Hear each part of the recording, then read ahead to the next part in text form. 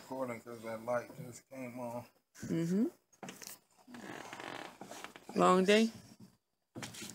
Yeah, we said on the weekends that we were gonna do like light days, but there's so much work to be done, and like even if you just work all day, like you won't be done. It won't be done. So I'm like, how can I take a light day? But tomorrow, what we're gonna do is we're really gonna work half the day, and my aunt is off, so we're gonna go visit family tomorrow. Boy, did we work hard today. So, got the area tilt, all this side tilt over there today. It extends back there further. It'll be another time you'll see how far back it extends. But it's just the front patch. And I transplanted monkey grass today because that patch right there was all bald, and there was monkey grass that was in the path of where I need to till for the watermelon patch. So instead of just tilling over the monkey grass and that, this area needed monkey grass, so I just dug up in here to get it where the monkey grass will sink in nice and good and sit in there nice and good. Dug up little pieces. And I made sure to get a nice sized root ball. That's the main thing. I dug really deep to get a nice sized root ball because I wanted to take as much root as possible to transplant it. So I dug over here and was just shoveling the soil down so it didn't have enough room for the root ball and for it to sit in there soundly and securely. And when the next rains come through and the roots get wet, they'll get to working their way down into the soil there because it's nice and soft. Left a lot nice and soft in there, so they'll be able, the roots will easily be able to sink their hooks into the soil and it'll become part of the yard. And there's some more where we want to have our blueberry patch tomorrow. That's what I really want to focus on because it has a tree above it, and with that tree being there, of course, over time it's drop wood, and I need to clean all that wood out so I can rake those leaves out and get to aerating underneath it, and then bring in compost, and then till it all down and get it ready to be a blueberry patch. I don't know how successful it'll be underneath a tree, but you know, we're gonna try it. I'm pretty sure some of it'll grow. It'll get enough sunlight to grow back there. And hey, you know, it might not get too hot back there. That tree might be a benefit for blueberries. Who knows? But we did get cantaloupes in the ground today. We got a standard cantaloupe and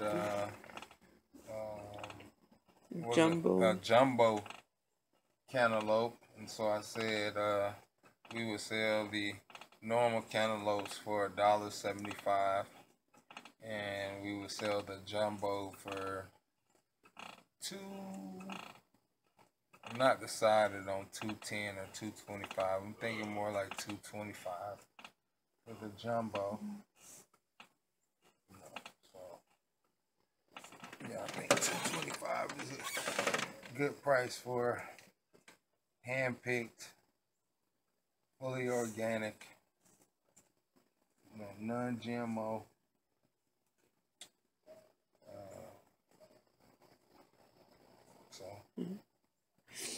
I'm gonna pause it for a second. Why are you gonna pause it for a second? Because I want to see if this light will work because you're really dark.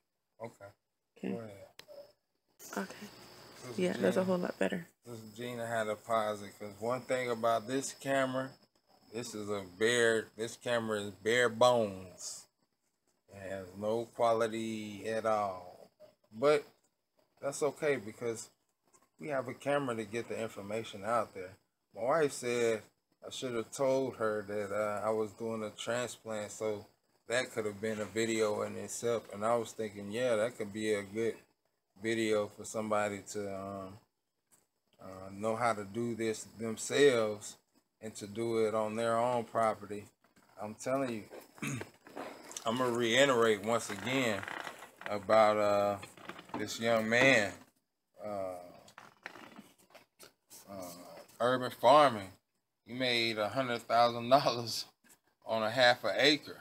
So, you know, that's to let you know how important this work is. Like, you know, we were watching yesterday how the animals are being grown for slaughter by big business because little guys, like, you know, you have a backyard, and you won't just put a fence up and go see what your city council, what you're allowed to have, and put your fence up and slap 3 or 4 cows back there because the normal person won't do that.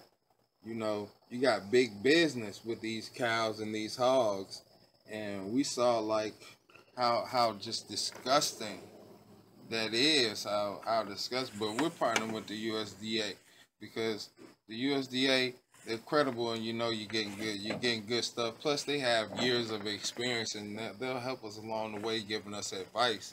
You always want to do things the right way and partner with somebody who will give you good advice, who has I don't know how many, I know at least 100 years. They gotta have at least 100 years of agriculture experience that they pass down the knowledge, because we don't really we don't need nor want any financial investors, because we want complete control over what we do out here. We're attached to that.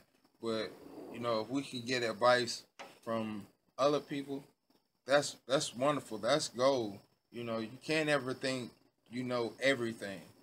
Like you can't think that way. You have to be open minded. Like, I know my vision and what I want to do and how I'm doing things the correct way because I do have experience. But there's somebody who has more experience than me, because I have small experience of doing this with my grandmother in the backyard on her land. And now I'm trying to do it on a bigger scale, you know. So, and that was when I was a child. So this was when I was like 7 or 8 years old. And so now I'm doing it for myself out here, but it's so natural, you know. It's natural. Like you know, when you do this type of work, you understand what kind of connection you have to the land, how you know what the true wealth is in the land. The true wealth is not in the dollar. The true wealth is in the land. I have a lot of respect for real estate investors and real estate corporations, real estate companies, because they invest in the trade of land, and land is very important. It's a commodity that every person should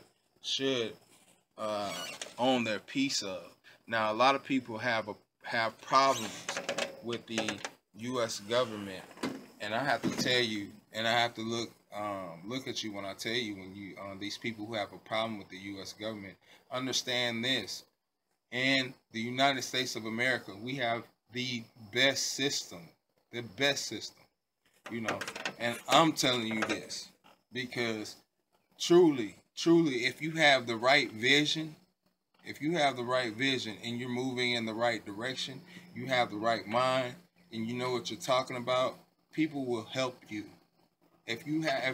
There's a show, what is it, baby? Shark Tank? Yeah. Shark Tank.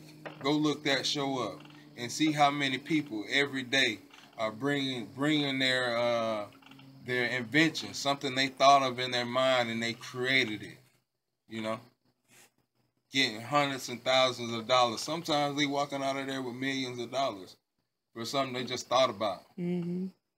Everybody thinks you could think about something and bring it into reality and go on Shark Tank and leave out of there a millionaire. I mean, it's not. I mean, it's not. If you have a vision in America, like you going somewhere, and if you know the value of things in America, you're going somewhere. But if you're putting too much value in materialistic things and putting too much value in monetary things, and you're not really rooted in what's real, because there's people starving in the world, I gotta tell you. And I don't know too many people who are starving in America, okay? Even homeless people aren't starving in America. I've been homeless before, and I wasn't starving. I've been homeless more than once in my life. And at no time when I was homeless did I ever starve. I promise you. But, and that's why I think all my experiences accumulated together makes me who I am. I don't really value a dollar like that. Like, I can be without a dollar, but I can't be without productivity. That's what I can't be without. I have to have a mission. I have to have a goal. And this is the perfect mission and goal, because every day I see my work. I see me changing the land. I see me sculpting things into what I want it to be. This is me becoming a creator. There is the highest power, and the highest power is your higher power. But I have a higher power. But everything that I need is in me. Everything I need, and I prove it with the land. I was created for a real reason, and and working the land puts me in tune with that. Like, the purpose factor goes up. This is why I tell people, like, start this part-time. Just do it part-time, something small. Even if you just put something down in the ground in a few pots on your balcony. You just get one of those long pots for your balcony, baby. If you just got a balcony, Yeah. put something in it and watch it grow, Yeah. and see how it'll change you. It will start to change you, won't it, baby? Working the land will start to change you. You start becoming more appreciative of your life,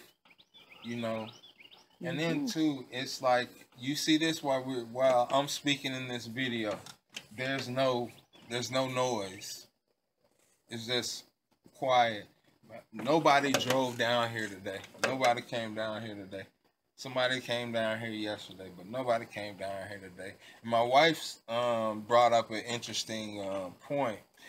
The house adjacent to ours, which is to my immediate right, because there's two houses over here besides our 10 acres, but both the houses have no land. We have all the land over here. They just have no yard. Neither of the houses have a yard, really. The house next to us has a small yard. Anyways, two of them out here, and my wife said, okay, that house is still for sale. So the people who are driving by could be coming to look at the house, but as they drive by, it's not what they want, because the house isn't like for a young couple, first time home buyer. First time home buyer, young couple, they would be deterred by the house because it's older, but a older single gentleman, he might be an older single gentleman might want to purchase the home, I would think, because that could be his place that's away from society if he was an off-grid type of guy. Because out here you can really be off-grid, and it's not a problem to be off-grid. I've seen like some stories where in Florida, where this woman, a single woman, she was in her 40s, and she was off grid in Florida. Well, the city had a problem with her going off grid and not having city water or electricity being hooked up to the power grid, and to have some sort of bill. And she got the city in Florida eventually ended up taking her property from her. You know, and this is one of the stories. It's all about where you live. Like, we live in a ghost town. Literally, right, baby? This is a ghost town. We live in a ghost town. Nobody lives in this town. Yep. It's not even called a city. It's a town. And the town is pretty much vacant. Now, in the town, you'll say everybody here is related, and the gentleman who works for the city water informed me that he came down here one day and said, because he liked me, he said he liked my personality, and that I was a straight up guy. And he came down here when he was en route to go do some work somewhere else, but it just stopped down here.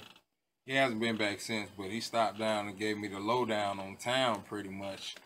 And he was just like, letting me know, like, hey, you know, most of the people around here are related, and it's a real racist town. And you know, this is what he said. So this is what he said. He said it's a real racist town. But it turned out to him, man, I don't give a you know what I'm saying? I don't care that it's a racist town. What can a racist do to me? I don't live my life worried about a racist. I'm not in a popularity contest, because if you come around me with that foolishness, my wife put up the finger.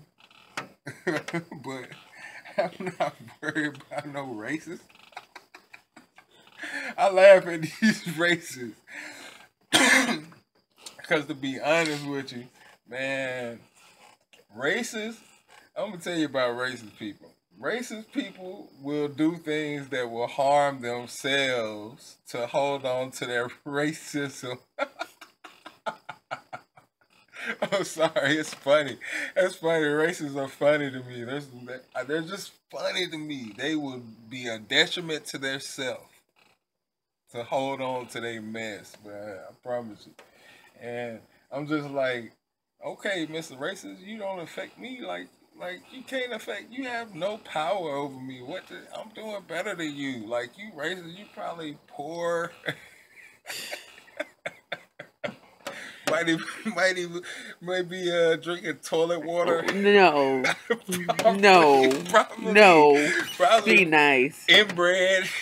For real. Be nice. I'm for real. There's some weirdos. You got to not like somebody because they have melanated skin. You have to be back. We have to be back. I can see now. I can understand, like, if you're a white person and you're like, you know what? I'm just not gonna, hang out with black people, but I'm not gonna bother black people, but I don't really want to, like, kick it with black people. But I don't even bother black people. I don't have no problem with that. Like, if you're, like, a white person out there and you're like, I don't want to be around black people, I'm like, cool. It's just the ones who just don't like black people for, like, no reason. Black people ain't never did nothing to them. It's like they got the media showing stories of big scary black guy. Black people don't work. You know what? I need to say something right now. Okay, when you watch this video later on, if you see a lot of shaking, it's because I've been getting bit by, like, mosquitoes like crazy. Yeah, the mosquitoes are ferocious out here. I had the spray on me, and they would still bite me through the deep backwood spray. They were still getting at me. I had to come put another dose on. I said, oh, that dose must have wore off, because they coming through, attacking my legs. Yeah, they attacking my arms. They can't get my legs. Yeah, they got at me down there at the bottom of that hill down there. Yeah. You messing up their swamp. You messed up their swamp. Like, killed it. I don't know what I dumped this dirt at. My goodness, I went deep down in there and that compost pile. That compost pile looking nice though. Yeah. It's looking really nice. Putting a lot of work into it. That one hurt. Finally got some material in there. It's looking good. Yeah. It's all good. That one mosquito's a business. It bit me so hard that it still hurts. Hey. I had one that was full body. You can see the blood sac on the bottom of it bit me. I caught him when he went to bite in me. He did it so hard it was like he was thirsty. He probably was. Back there and hadn't seen a meal in years. You never know. These things probably don't get a lot to eat. I don't know. They definitely trying to get something to eat off of us. Yep. To tell you the truth. I ain't worried about it. Now, you always talking about me switching up the subject. But look at you. Look what you did. I had a whole story going on, and you threw the story out. You were just being mean. I was not being mean. How was I being mean? Huh? I'm not picking on nobody. I'm not picking on nobody. I was stating, I don't know if they're facts. I was stating alternative facts. You were stating your facts. No, it's called alternative facts. I was stating alternative facts. I'm not saying that all races are like toilet water drinking. You know what? Inbred. If anybody sees this, like watch, we might not get some very nice comments because of this. I'm saying I don't care if we don't get nice comments. What is that gonna do? I'm gonna keep on working. I don't read the comments anyway. There are no comments. Nobody's watching. So only one person left us a comment. One person left a comment. Woo, party! So guess what? Anyway, I feel like, hey, what's in my mind? I need to come to reality. I need to bring it out and take my stance. But I'm not saying that. All racists are like toilet water drinking, inbred. I'm not saying they all are like that. Some of them have good jobs, but nowadays they keep saying racist stuff and keep getting fired from their jobs. But you know what though? What? It's not just white people who are racist now. Yeah, there are some black racists out there. There's some black people who are racist towards white people, and black people who are racist towards black people. But that's crazy though. How you gonna be black racist towards somebody who's white, but you call yourself a Christian, but you're a Christian, but you're racist towards somebody who's white? That's crazy as all get out. I'm saying, so how are you gonna be able to pray to a white Jesus, and then like be racist towards white people? That makes no sense to me. You have to be somewhat retarded to be racist. If you're a black person and you're racist, you're retarded. You can't be racist. How can you be racist if you're black? How can you be racist when you have to depend on a white person for a job? If you want a job in America, 99.9% of the time, you're going to have to depend on a white person to get that job. So if you're black and you're a racist, shame on you, because you're always going to be working for a white person until you start your business. So if you don't own your own business and you're black and you run around talking about you're a racist, you're crazy as hell because you work for a white man. And there's some, you know what? There's some people, because I like these bloggers on YouTube, but some of them, and I'm not gonna name any bloggers' names because I generally like the information that they put out. So I wouldn't want to seem like right now in this statement I'm trying to throw them under the bus, which I'm not. But at the same time, sometimes I feel like some people be going like too hard on white people, like trying to blame white people for like all their problems. Like, you trying to blame a white person for your problems? What is wrong with you? Why are you trying to put it? That's like being in kindergarten. You trying to blame somebody for your problems. You got problems and you trying to blame somebody else? Nobody cares. Nobody cares.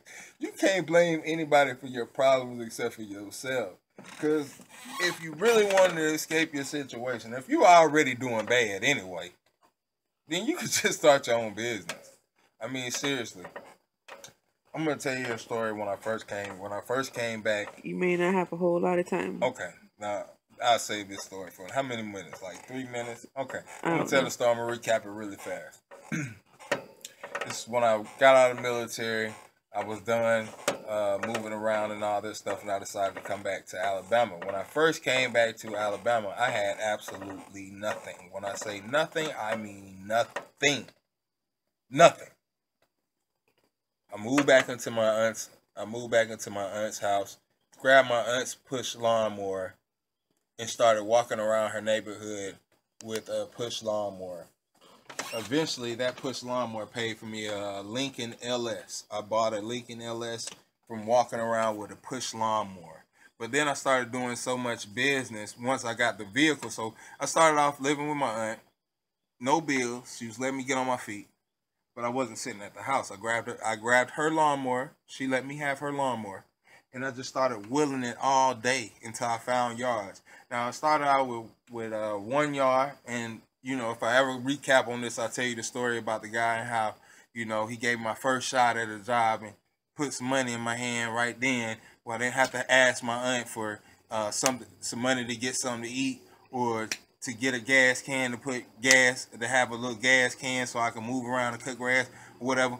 But I'll tell you about that guy later because my wife said the time is running over. And okay, so push that around until I was able to buy a car. So once I got the car, I was going full steam. And I had competitors hitting the city up on me and all this because I didn't have a license and I was doing business. You know what I'm saying? So I paid for once that happened, I paid for the license. It was really cheap. It wasn't nothing.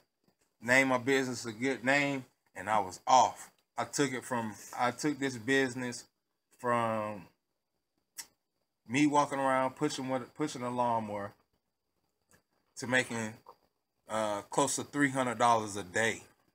Close to $300 a day at one point with that business.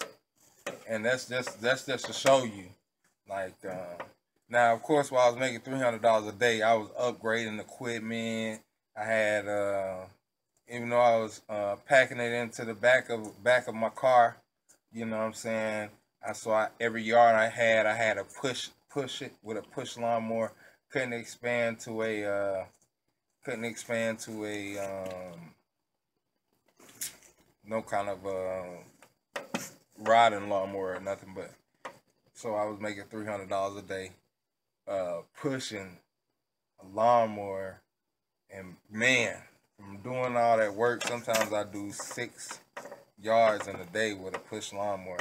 But doing all that work, I was in excellent shape. My goodness, I was in like really good shape. I was about compared to my time in the military. I had almost got in that type of shape again from putting in that type of work.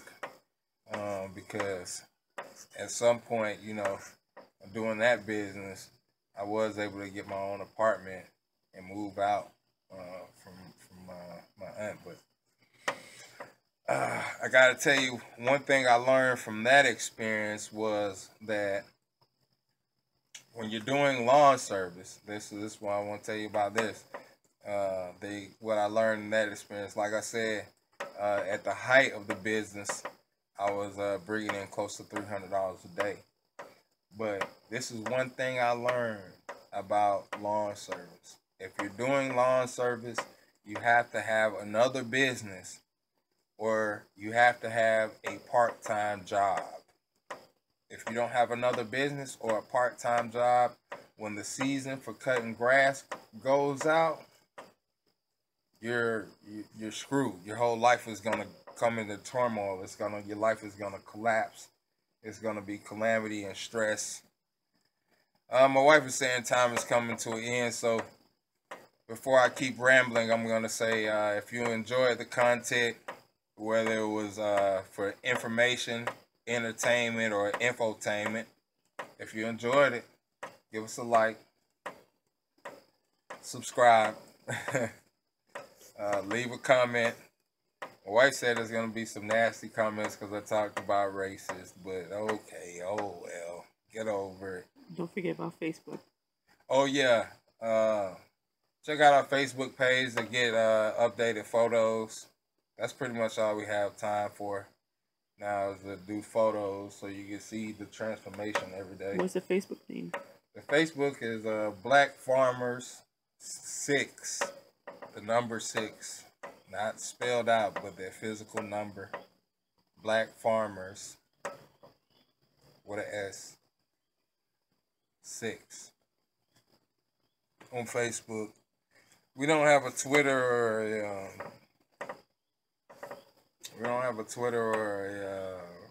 Instagram, but I'm thinking about turning my old Twitter for my music into the Instagram. Thinking about doing that and kicking that page back off, but for the farm. But really, I can't see us having like the time for it. But we could use it just to post pictures on. I would say Instagram more than Twitter. Instagram, yeah, we might need to convert it. Instagram, just take pictures, so people get pictures. Because I know there's different people who got Instagram, but I finished telling the story and to the end of the camera where the camera time just cuts off. But yeah, if you're doing a lawn service, you're gonna need a part-time job that you're gonna have to do your lawn service with and work the part-time job. So when the season for you to do lawn service is over with, you still have your part-time job. And you can go on half pay for about 5 months out the year down here in Alabama. But with this business right here, if you're gonna be doing farming for a business, it's good to have different phases of your farm. Like we're just getting into the vegetables right now. The vegetables and some fruit that grows on vines. But we're gonna be doing fruit as soon as we get that side cleared out. We're gonna be doing fruit over there, so fruit trees, so we can provide that as well. Now in the back end of where we're doing our fruit at, we're gonna be planting more pine trees back there, so we can tree farm in the next 5 years as well. I need to get dinner on. Oh man, dinner ain't even ready. And how long is this video? 33 minutes. 33 minutes? That's enough time. I done spent enough time talking to y'all. I gotta hit the shower, guys. Hope you enjoyed the content. We out.